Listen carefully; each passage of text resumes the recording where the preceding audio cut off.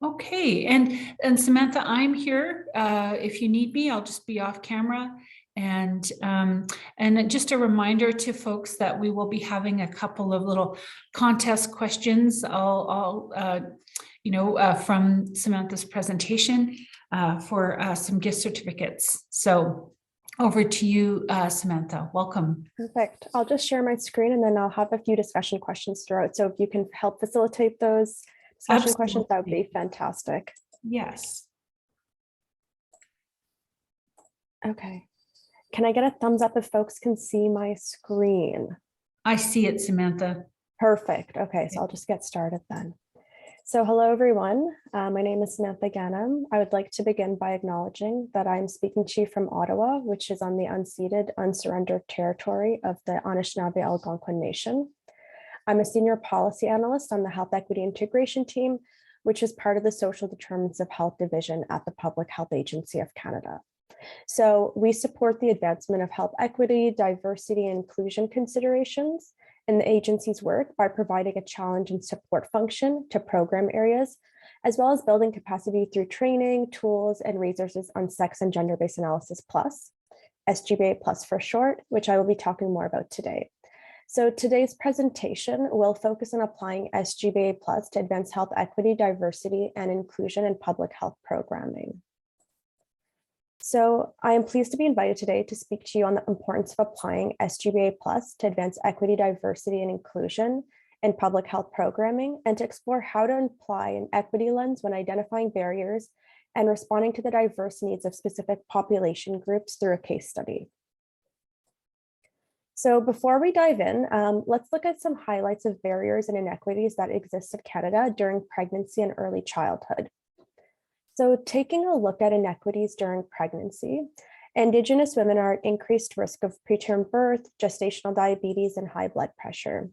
Studies exploring Indigenous women's experiences have found that this can be attributed to low access to healthcare resources, such as limited maternity care options available in rural, remote, and northern communities, limited consideration of socioeconomic or lifestyle barriers to health by healthcare services and providers, and the impact of colonization on interactions with healthcare providers. Adolescents who are pregnant and living in rural areas with lower socioeconomic status have the highest odds for adverse health pregnancy outcomes. This discrepancy can be attributed to increased rates of smoking, poor nutritional choices, and poverty in the adolescent population, as well as differences in accesses to services. So then looking at inequities during early childhood, in 2018, 28% of Canadian children experienced difficulties in at least one area of development prior to grade 1. The areas of development included physical activity and well-being, social competence, emotional maturity, language and cognitive development, and communication skills and general knowledge. Going further, these risk conditions are more prevalent among children who lived in low-income neighborhoods, identified as Indigenous, lived in rural and remote regions, and live in neighborhoods with a high proportion of residents who are recent immigrants. People who recently immigrated to Canada, for example, lack confidence and knowledge in navigating new healthcare systems and may face challenges, leading to lower rates of individual healthcare seeking behaviors. Exploring all of CAPC and CPN's work, I can see that you guys have a long history of reaching people who are pregnant, parents and guardians, and children with the greatest need, like some of the groups we have discussed here. And you guys are committed to improving their services to serve target population groups and increase access to healthcare services. For example, I saw from the CAPC CPNP evaluation for 2015, 2016, and 2019, 2020, that a recommendation was to examine alternative program delivery models that would optimize program reach. To address this, program management has committed to reviewing and analyzing alternative program delivery models by reviewing national and international approaches to program delivery, exploring innovative approaches, and gathering input from key stakeholders, which is so amazing. And thinking about some of these inequities that I just mentioned, I wanted to pause for a moment before moving on to the next session and hear from you. What are some of the barriers that your program participants may currently experience? And please take a moment to think about this, and please feel free to use the chat function or the raise hand function.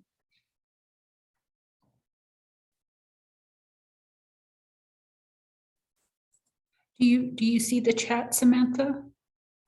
I don't. It's a bit hard because I have my screen Yeah. shared. I'm having trouble seeing that. Would you, there's a few that have been added there. Would you like me to read them? That would be fantastic. Yeah, I think because I'm sharing my screen, I don't have the full capability. For sure, the screen share can kind of take over your whole Exactly. screen. So I'm seeing language, food insecurity, virtual programs. Oh, lots coming up now. Transportation is a big one, especially in rural areas. Newcomers have language barriers. Feeling judged, age, prescription meds not being covered, access to technology, food security for sure, low education, lack of internet access, feeling tired, Zoom fatigue, a large geographical area, again, transportation, social anxiety. So quite a few have come up here. No, and there seems to be some common themes, right? There seems to be some of those reoccurring potential barriers that participants experience. That's great. So kind of thinking, keeping those barriers at the back of our minds, we'll kind of further explore and unpack them. So now let's take a deeper dive into health equity, diversity, and inclusion. So what is health equity? I think we use it a lot more often these days. It's almost become a bit of a buzzword. So let's unpack it a bit. So health equity exists when all people can reach their full health potential and are not disadvantaged from attaining it because of their race, ethnicity, religion, gender, age, social class, socioeconomic status, indigenous status, sexual orientation, or other socially determined circumstances. And these are also called the social determinants of health. It looks at the uneven distribution of the social determinants of health that result in not everyone having the same access to the opportunities, power, or resources that allow for healthy pregnancies and early childhood experiences. There are three guiding principles that should be applied when applying a health equity lens to designing programs. The first one is ensuring equity of access. And this is done by identifying and removing systemic barriers and biases and enabling all individuals to have equal opportunity to access and benefit from programs. We also want to consider diversity, and we do this by ensuring that differences in the lived experiences and perspectives of diverse people are included and considered in program development, implementation, and monitoring evaluation. Finally, we want our programs to be inclusive, and we can do this by promoting and supporting the voices of diverse experiences and perspectives. This means meaningfully engaging and collaborating with clients, stakeholders, and partners. Now I'll go even further and illustrate this using a few examples specific to the realm of CAPC and CPNP initiatives. So in this realm, equity would entail ensuring that the implementation of a child health and development program considers the parents or guardians of children with disabilities. Diversity would include making sure that parents or guardians of children of various races and cultures are identified and involved in the development of a nutrition education program. Being inclusive means ensuring that spaces in which programs are held are welcoming of people of all sexual orientations, races, age, and people with disabilities while removing any barriers to access. So how do we go about designing more equitable public health programs that are inclusive of diversities? We can do this by applying SGBA Plus, which makes sure that we are asking the right questions while challenging our assumptions. So for this next part of the presentation, we'll be exploring how to design more inclusive public health programming by looking at guiding principles and processes for applying SGBA Plus. So what words come to mind when you hear the term SGBA Plus? Please feel free to use the chat function or the raise hand function.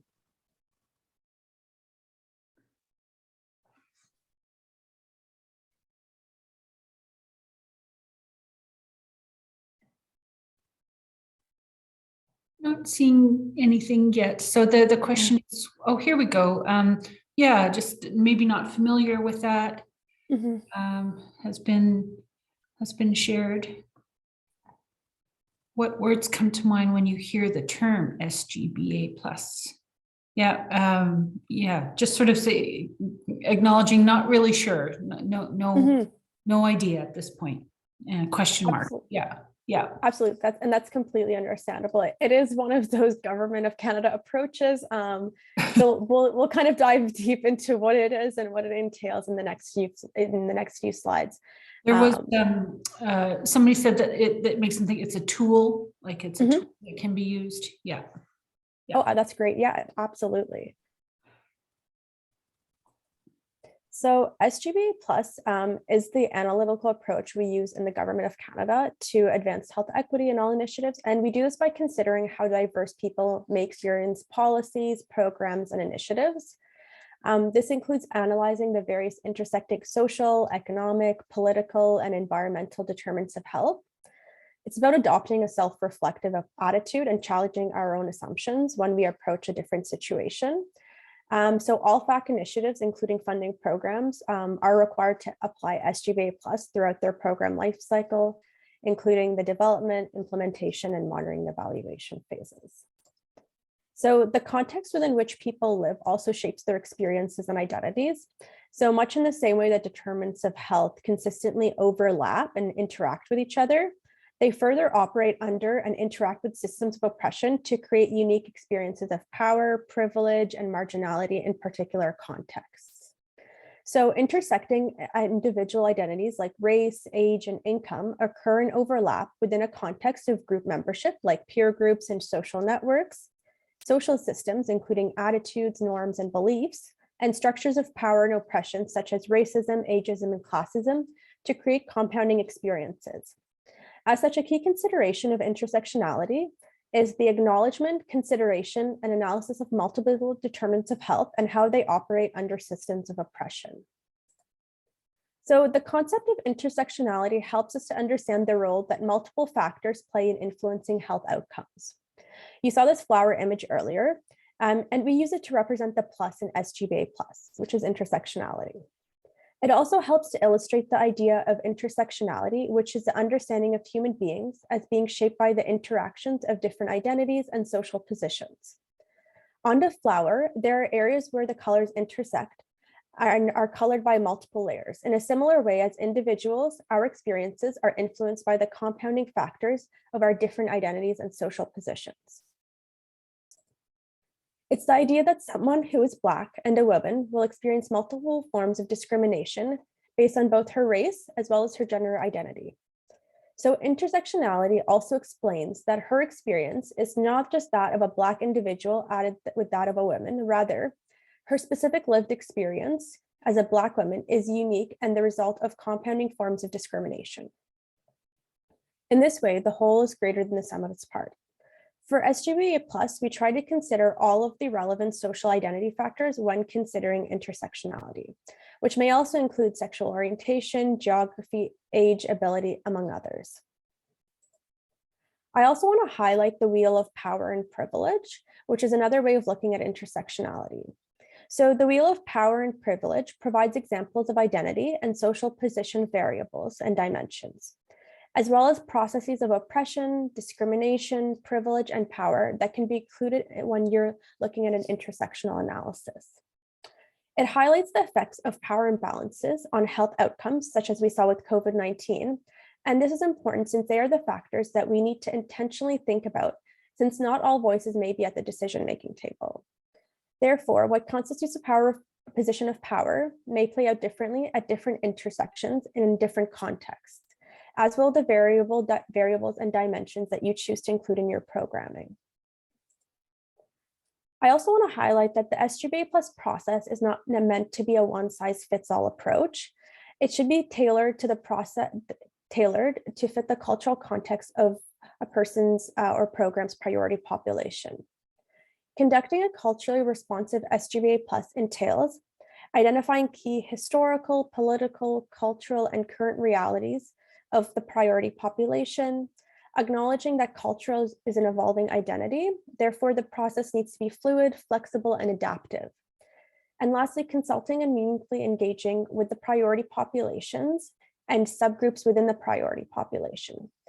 For example, the women of the Métis Nation organization have tailored the GBA Plus process to meet the living and lived experiences of Métis women, while taking into account their Indigenous ways of knowing. On this slide, I've included their adapted version of the SGBA Plus intersectionality flower, which reflects Métis-specific factors. So at what point in the life cycle of a public health program should we be asking ourselves questions to ensure health equity considerations are embedded? So there are 5 general steps that can be taken when designing an equitable public health program. These steps include identifying the issue, identifying people and their needs, identifying differences and inequities, developing options, and implementing and monitoring an evaluation. During each of these steps, you should be asking yourself questions like the ones presented on the screen. For example, when monitoring and evaluating a program, you can ask yourself, how will I deliver a culturally competent, safe, and sensitive program?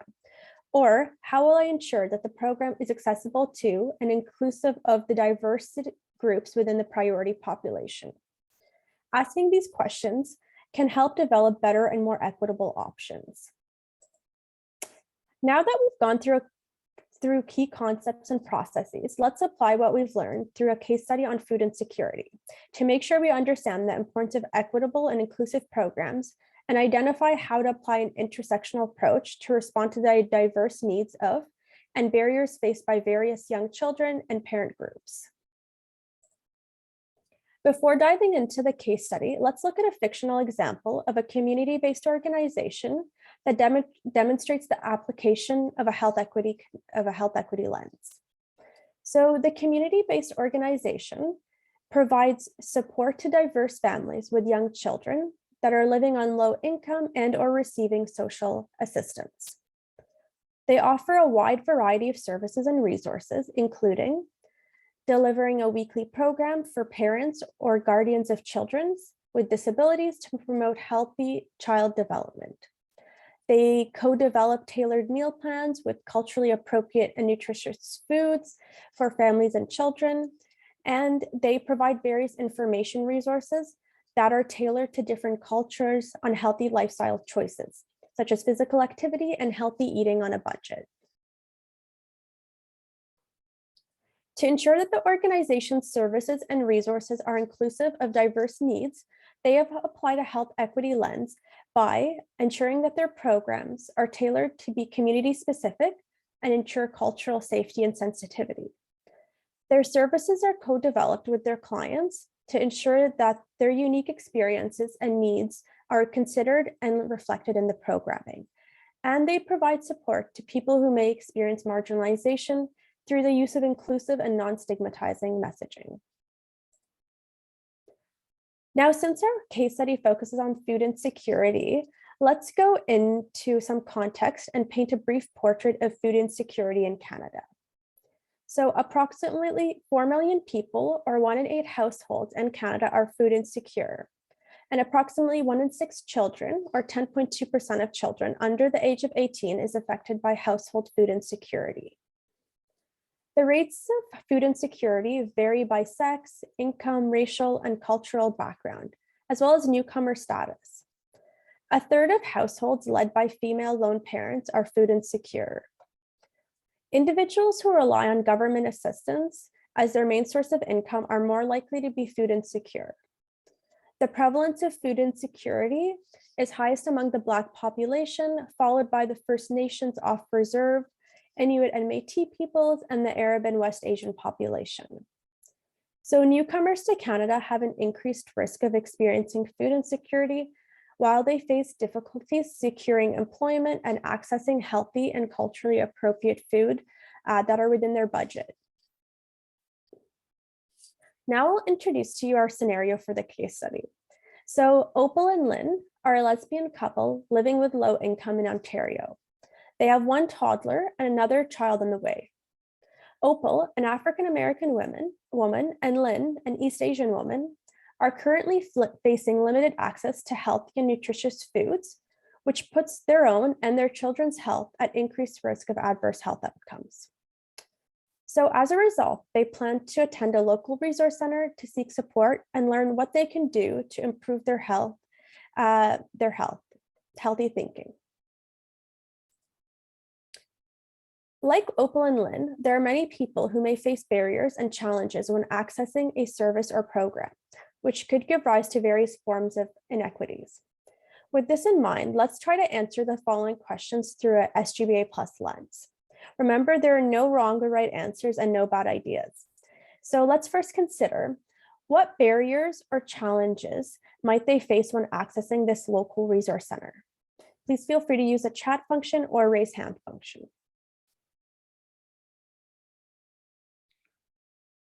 Hi, Samantha.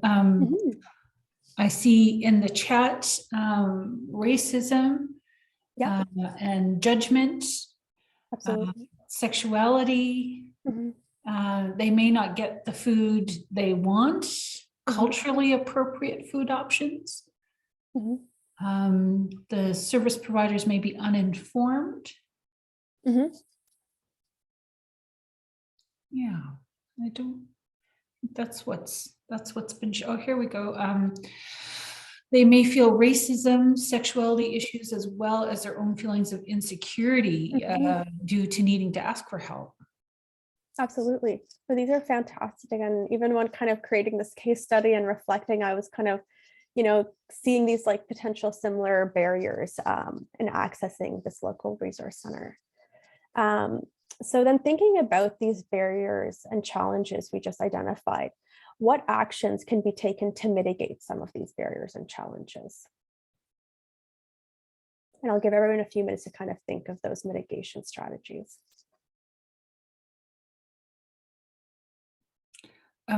Nicole added another barrier that they might be embarrassed and be reluctant in being honest. And so now you're inviting us to think about what we might be able to do to address the barriers. Okay. Okay. Lee has suggested visually inclusive posters. More suggestions, having a warm and welcoming environment. Joanne is saying they may be afraid of family and children services being called. And more suggestions are training of the staff, meeting them one-on-one, inclusive messages. And Sherry says yes to staff training, developing trusting relationships, one-on-one relationships, being inclusive and meeting them where they are at. Lots of ideas coming through here. Make sure we share information about program in as many places as possible. Give them credit for asking for support, like, show that as a strength, affirm that as a strength. Share the past stories on social media. Be sure to advertise services as being in a safe place. Absolutely. So I'm hearing kind of building that safe and trusting space, ensuring, no marginalization, acceptance. There's a few more popping up now. Ensuring there's always an awareness component of each program. Make sure they understand what you said. I guess that's maybe the language, addressing the language issue, possible barrier. Don't assume we know what they need is another strategy, is checking our assumptions. Yeah. These are fantastic. Should we give it another minute or two for people to kind of just think about some other strategies, or? Sure. Kim has just also posted build on their strengths. I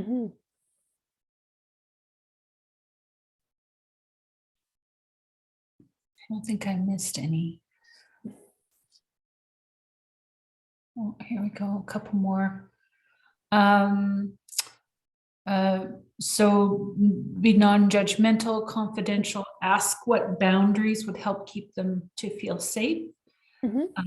Basically make it a safe place. And do your staff represent any of their possible barriers? So, just with similar identities, or Marilyn says, invite them to Invite them to participate in programming. Are there specific examples of creating a safe and inclusive space? I think that might be a question for you, perhaps, or it might be part of the brainstorming. But Jen says, are there specific examples of creating safe and inclusive space? Absolutely. I can give it a shot, or we can open it up to, fellow programmers to kind of answer that. One thing, we promote in terms of creating a safe space through our programs and approach is ensuring that people with those diverse experiences, they're providing those services, ensuring that we're using inclusive and non-stigmatizing language, using language that resonates with folks who are reaching out for these programs and services, making sure that services are tailored to their needs and their cultural and lived experiences so that they don't feel like that they're excluded or not welcomed.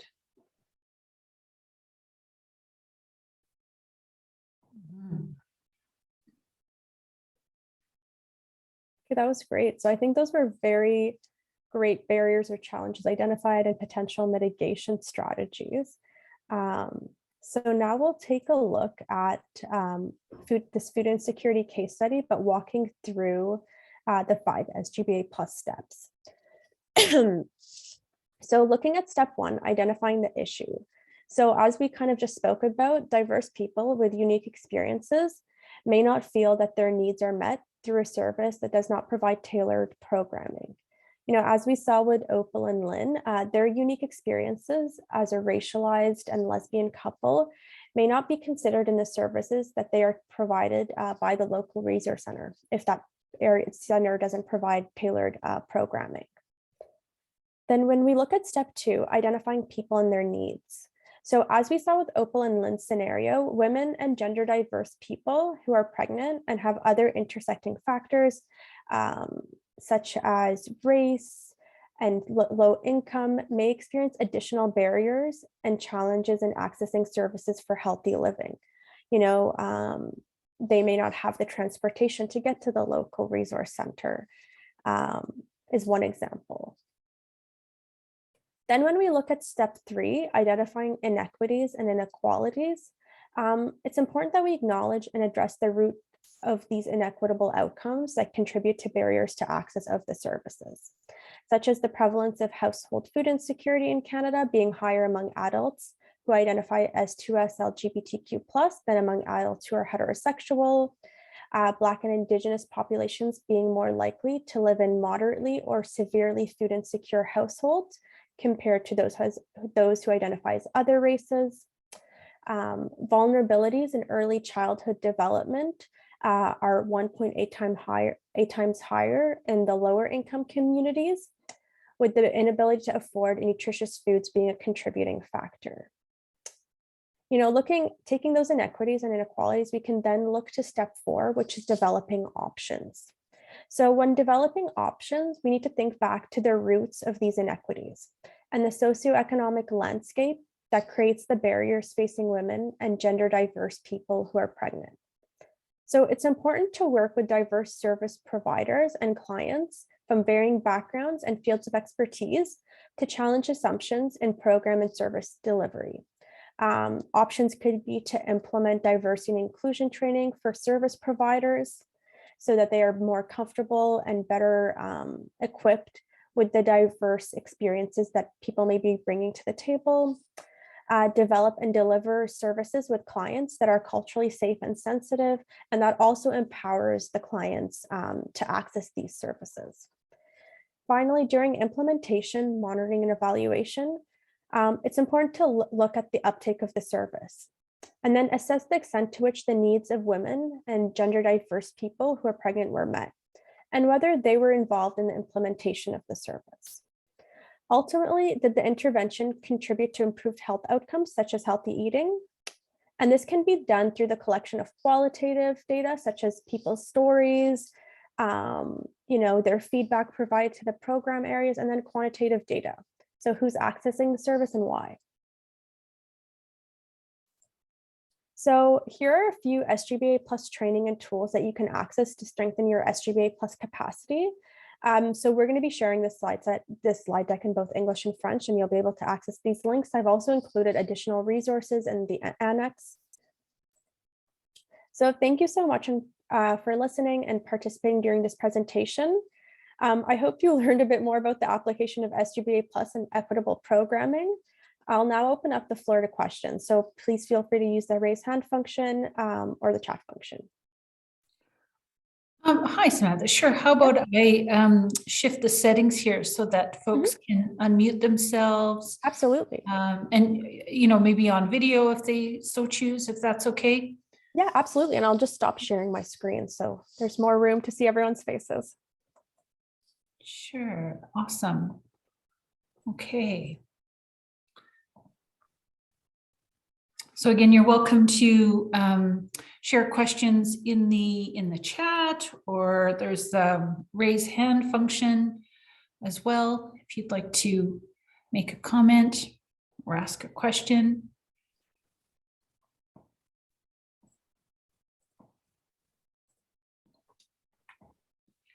I am curious, Samantha, I remember, do you know how long this framework has been around? Like, do you have any sense of the history? I mean, not, you don't need to give a full history lesson, but I'm sure, yeah. Yeah, absolutely.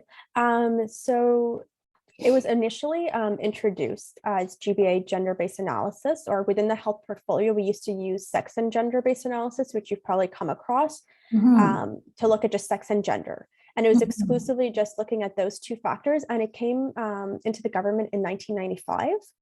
And then over the years, it's been expanded to kind of look at intersectionality. So kind of like Crenshaw's intersectionality framework, SGBA Plus is our adaptive framework at looking at intersectionality. So that kind of plus is really what we're looking at now, but we've kind of kept that residual sex and gender-based analysis. Gotcha. And I guess I'm, always thinking about so the work that we do in communities is very community-based, and where's my mind going? I guess just how do you think this applies to that sort of grassroots community-based work that we are doing in CAPC and CPNP? I mean, I think the work that you guys do mirrors SGBA Plus so well, right? You guys create these tailored programs that meet the needs of, various marginalized and stigmatized populations, those, living in the most vulnerable of situations. And you're always looking to cater to their needs, right? You're not taking a one-size-fits-all approach. I see that, very tailored approach, the close connection, how people with those needs and experience are actually helping co-develop and implement these programs. And that is so key to that SGBA Plus framework. Like in some ways, I think the work that we do is quite an example of that. Exactly. Part of it is absolutely kind of just learning the language of this, so that we're able to kind of communicate it when we do our program evaluation and reporting in a way, right? And to also make sure not to assume, but I see Lee has posted a question here. How do you help families who are in need of items yet will not accept any items unless they are brand new, when there are no avenues to provide new items and they are in great need? That's a good question. That is a good question. Yeah, it's a big question. Yeah. I don't know, do you have any thoughts on that? Does anybody here have any thoughts on that?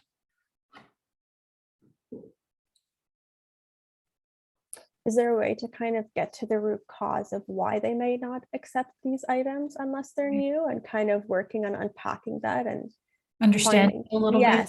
Yes. Yeah. Like what's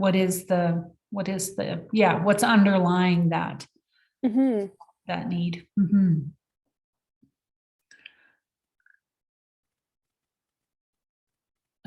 Yvette talks about gift cards, giving people the dignity to shop for themselves, and Lee is acknowledging that they're not sure if it's a cultural or if there's another reason. Does anybody else have a question or a comment for Samantha? Yeah, I'd like to say something. Thanks, Samantha. That was a great presentation. But I want to share some of the challenges that we've had here in the Sudbury area. It was actually right before the pandemic, so it was good timing for that, to be able to go virtual. But I've had some pretty heated conversations with a lot of our newcomers who have moved into the Sudbury area from down south. We had a lot 2 years ago that was just, it was a constant flow of newcomers, and a lot of our families were not able to access a lot of the Sudbury housing after having more than 2 or 3 kids. They wanted to move on into bigger units, and a lot of the newcomers were coming in and they were accessing our housing facilities very quickly. And along with getting into housing, Sudbury would purchase them all new appliances. So they would get everything brand new. And it caused a lot of conflicts in our programs.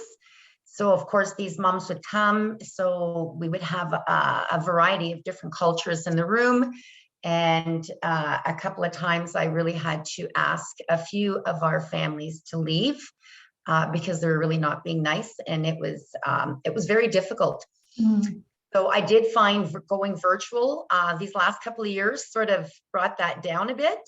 Right. But we used to be 2 staff running our CAPC programs, and now we're only 1 staff. So I do remember telling my supervisor how fearful I was that at time I came awfully close to calling 911 because things would get very heated. Mm. Very heated. And it was so sad because a lot of our newcomers would just sort of be looking at me going like, what is going on? Not even really understanding, because the language barrier was huge when they first came. And it's so much easier talking with their kids. You could really understand the kids, but with the adults, it was really difficult. So in a sense, it was kind of nice that they didn't always understand what was being told to them, especially not when some of the families were being sarcastic or would make comments. And of course, everybody else would pick it up except for, our families from Africa or Nigerian. We have a lot of Nigerian families. So yeah, I find that gap there of just them accepting other families very, very difficult. So it's not the center, but it's really hard to provide a nice, warm environment. We do all this work and we make the effort, and then we have no idea how other families are going to receive them. Gotcha. It was very difficult and very scary. Sad as well, because it's really not what you want. Mm-hmm. But a lot of angry families with a lot of our newcomers. Right. For sure. That definitely does make the, that goal of a safe and warm, welcoming environment challenging, for sure. And for everybody, right? For everyone. Yeah. Yeah. Thank you for sharing that, Nicole. Yeah. I am seeing a question from Brooke, Samantha, in the chat. She says, my question has to do with advocating for systemic change. For example, an individual on ODSP's access to funds being controlled by their partner. Currently, the protocol is that only one individual in a household can receive the payment. This has resulted in individuals not being able to leave abusive relationships or access quality food as they do not have access to their own funds. So, thinking of the SGBA Plus framework, is there a way to, how does that support us in larger systemic change, do you think? Mm-hmm. I mean, I think just with Brooke's kind of description, she's identified the issue, she's identified, who's impacted and why they're impacted. And in terms of developing options, it's kind of looking at the system and how we can navigate it better. I actually came from an NGO background, and a lot of it, was, grassroots advocacy and, advocating for that change, which can take some time sometimes. But I think it's the one, having multiple voices, kind of promoting or elevating that one issue can really help, start that change. So the framework supports, like you're saying, multiple voices, that we can say it's not just sort of this one particular group, there's layers or the spokes on that wheel that, or the flower that you showed us that. Exactly. Yeah. Right. Thank you. Yeah. I did see Marilyn in the chat said that they have experienced the same thing. So Marilyn, if you want to get a hold of me, maybe we can chat. And just in reply to Nicole, I have experienced a very similar thing working in that community, where, yeah, a lot of different cultures coming together and a lot of, unfortunately, racism and prejudice, and to the point where like people didn't want their kids playing with each other's kids. And I was running children's programming, and it took years. It was literally like 9 years. But at the end of 9 years, and really the focus of the programming was on building unity and building community, they were having potluck dinners together and like helping each other in a community garden. So like they got there, but it took a long time and a lot of, honestly, home visits.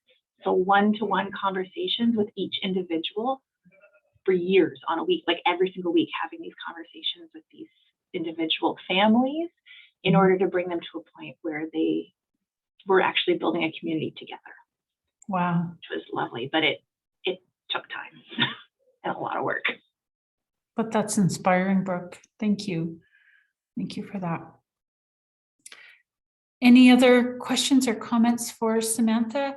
I want to just acknowledge that kind of rushed into the session that Samantha is a Senior Policy Analyst on the Health Equity Integration Team with the Social Determinants of Health Division at the Public Health Agency of Canada. So it's really great to have you with us here today and sharing your knowledge and insight on SGBA Plus. Again, I think there's such a natural fit with CAPC and CPNP and this whole sort of framework or way of thinking of analysis that, for the large part, I think part of it is us just learning it and learning the language and being able to talk about the work that we do through that lens, again, which can support us in our evaluation and our reporting and advocacy efforts, right? To be able to say and make those arguments that, these shifts, these changes are needed, and this is what we're seeing. So thank you for helping us to wrap our brain around what it actually means and how we actually, how do we look at the work that we're doing through that critical lens. Are there any other questions or comments for Samantha? No, thank you for having me. And I do want to say, I think, largely you guys are like the essence of SGBA Pluses in everything that you do. Like, it's been so wonderful hearing about, I jumped on a bit earlier on the call and hearing, your insights and your programming. Like, it's almost an exemplary example of that application of SGBA Plus. I think, Brooke, you just spoke about, building that trust over time and kind of getting to those underlying root causes and helping them overcome them to build relationships with each other and build a community. That in itself is SGBA Plus. So like, it's wonderful. And I think, like you said, Sydney, I think maybe government and NGO might be using different lingo, but at the essence, it's the same approach. Mm-hmm. Mm-hmm. And it helps us build the lingo for communication, but I think we also, we always have more to learn, right? And how can we be more intentional? And how can we just keep that awareness available in our program? Because we're awesome, but we're not perfect. Right? So there's always sort of room to grow and invitations to think about how are we, being ensuring that we're warm and welcoming to all communities. Where can we do better, right? Mm-hmm. So that invitation for that reflection and stretching ourselves even that little bit further, I think is important and a good reminder. So Samantha, you are going to, you may have already sent me your slides. I will send it shortly in both official languages. And I do have our email, like our team's email on there. So if you guys ever want to reach out, you have any further questions, please don't hesitate. And I've included some tools, resources, but I can also include my email in the chat function if anyone wants to reach out as well. That would be great. And I noticed Brooke has offered her email and opened up a communication and invitation to collaborate and chat about these issues. So systemic issues that need change. So feel free to reach out to Brooke. So that's awesome. So I'm going to end the recording now, and then maybe we can, I have a couple little quiz questions, and then we'll move into our break. So again, thank you, Samantha. Thank you guys for having me.